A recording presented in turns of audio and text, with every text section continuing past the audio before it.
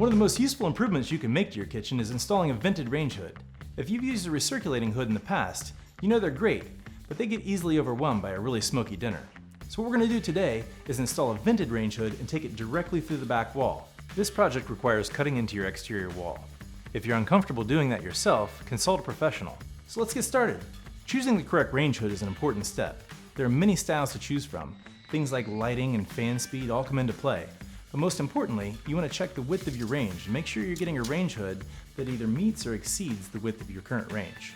The next thing to consider is air movement. Most models are measured by CFM, which is cubic feet per minute. This tells you how much air you'll take from the inside and move to the outside. As a general rule of thumb, you'll want to take the square footage of your kitchen and double that, and that'll give you the CFM you're looking for. The next thing to consider is where to vent the hood. We can go through the ceiling and then out through the roof, or go through an outside wall like this one. It's usually better to go through the outside wall because there's less to waterproof. Going through the roof means you need a boot to make sure no water gets in. Also, when going through the ceiling, make sure you go all the way out to clear air through the roof and not vent it directly into the attic. And with the outside wall, you want to make sure you're not going to a soffit or any other obstruction like that.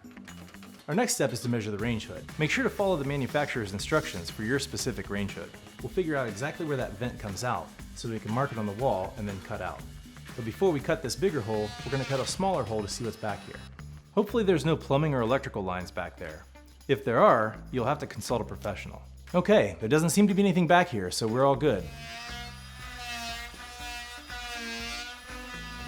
Okay, now that we have our hole cut for our vent, we can see that we have a straight shot clear through to the outside. That's important so we don't have to make any structural changes. The next thing I'm going to do is cut a larger hole so I have room to work on the vent itself. Okay, so we've cut this bigger piece out so you can see exactly what we're doing back here. But this will also help us run our electric from this side of the range hood over to where our power is located. So we saved our piece that we cut out when we cut the bigger hole, and then use it as a template. We can take our drill with this extra long drill bit, drill through to the outside. Once we get all four corners drilled, all we have to do is go outside, trace those four corners, and cut through for our vent pipe.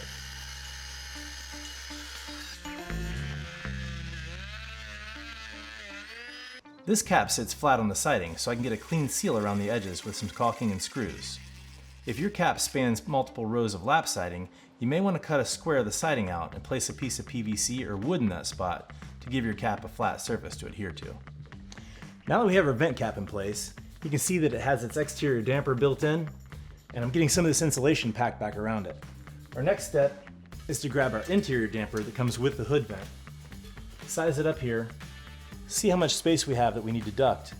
Then we'll cut a little piece of ducting, put it in place, and then we're ready to install our hood vent. Now that I've got my test piece cut, I'll go ahead and pop it in here. Make sure we have the right amount of space. Then I'm going to take my interior damper, set it in place like this. Make sure we have the right spacing there. And then I'm going to make a mark on my interior damper on both sides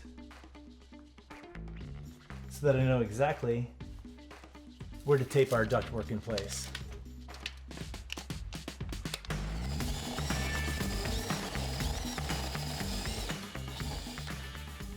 So now that I've got my hole drilled through here, I can run my electrical line from where it comes out of the range hood over into the electrical box. In putting these wires together, I'm going white to white, black to black, and then the ground to ground and copper.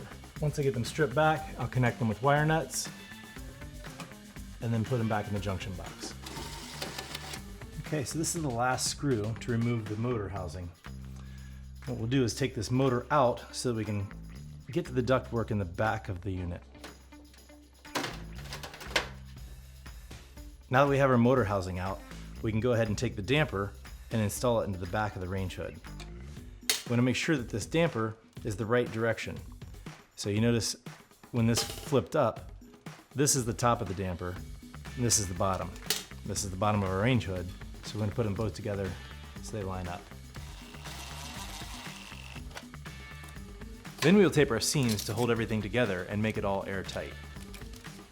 So before we put everything back together, you might want to get a friend to help you out, and we'll take the hood, set it in place, and then mark our holes so we'll know exactly where it goes in. You may need to put your hands back and find out where the ductwork goes through so you can get it to seat right back against the wall.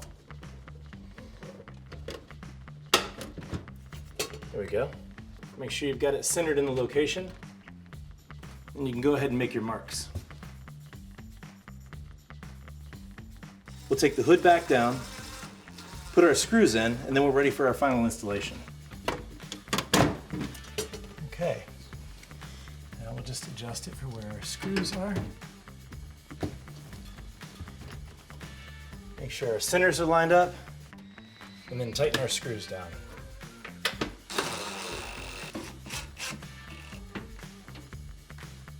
Okay, now I need to clip my wire to size. So I'll get my wire stripped back here. Once again, I'll go white to white, black to black. We'll take our copper ground wire, fasten it to our grounding screw up here. We'll put everything back together, put our fan motor back in, and then we'll give it a test run. Our last step is to put these filters in place. There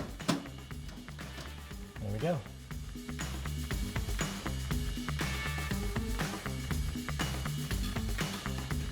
All right, this looks great. You too can install a range hood just like this one with a few simple tools from Lowe's.